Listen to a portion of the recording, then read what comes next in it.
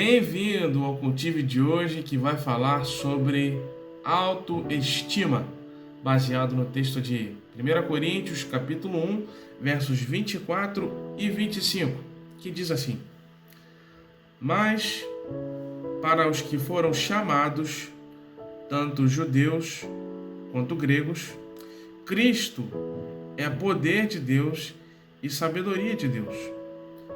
Porque o absurdo de Deus é mais lógico que os homens, e a fraqueza de Deus é mais forte que os homens. Aí eu vou seguir para o 26. Irmãos, observai o vosso chamado.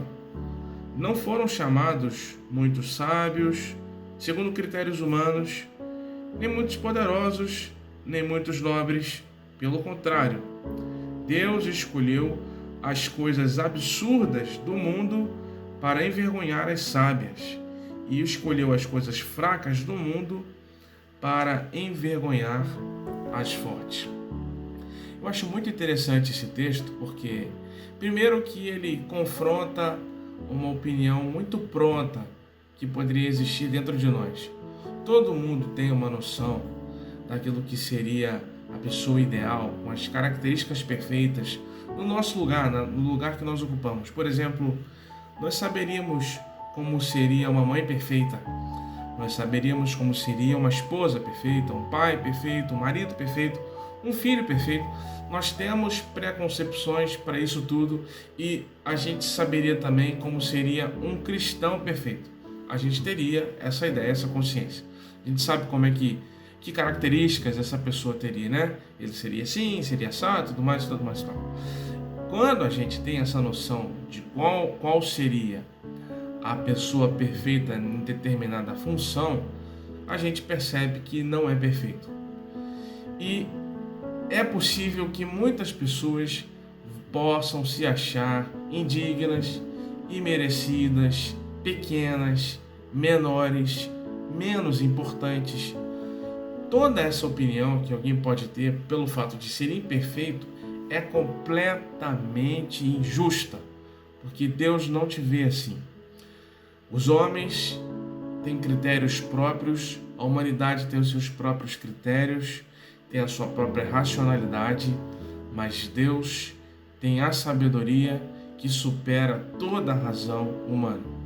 E diante dos olhos sábios de Deus, nós, com as nossas imperfeições, somos exatamente aquilo que Deus quer usar. Mesmo com as suas limitações, mesmo com as minhas limitações, Deus não quer nos desprezar e procurar alguém melhor.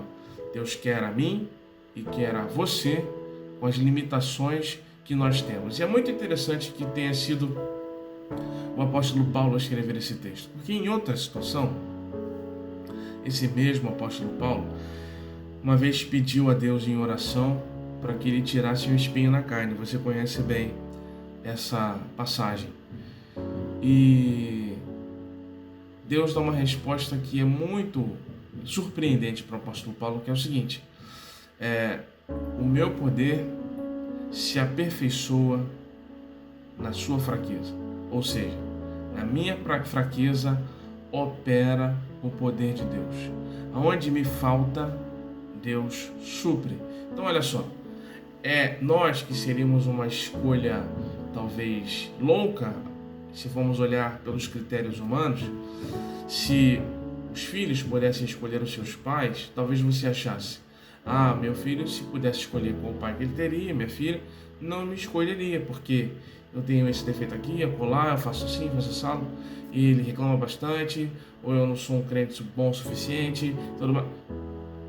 Vamos parar de pensar assim.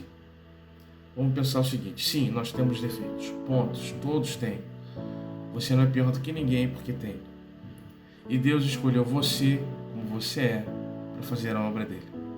Escolheu a mim e a você, da forma que nós somos, para usar os nossos defeitos, para a partir deles fazer o seu poder se manifestar. Não tenha vergonha e nem medo de ser falho. Tenha humildade, mas deixe que Deus use os seus defeitos e as suas falhas para a obra dele. Tá certo? Não se sinta pequeno, menor, desprezado, desprezível. Todos têm limitações. mas para Deus você é precioso. Deus amado, Deus de amor e de infinita bondade, obrigado por nos permitir viver esta vida cristã, esta vida contigo, apesar dos nossos defeitos. Obrigado, Senhor, por o Senhor não considerar os nossos defeitos na hora de nos escolher. Mas apesar dos nossos defeitos, o Senhor nos acolhe e usa a nossa vida em favor do Teu reino. Obrigado, Senhor. Nós não merecemos isso. Te agradecemos por isso e por tudo mais. Em nome de Cristo Jesus. Amém.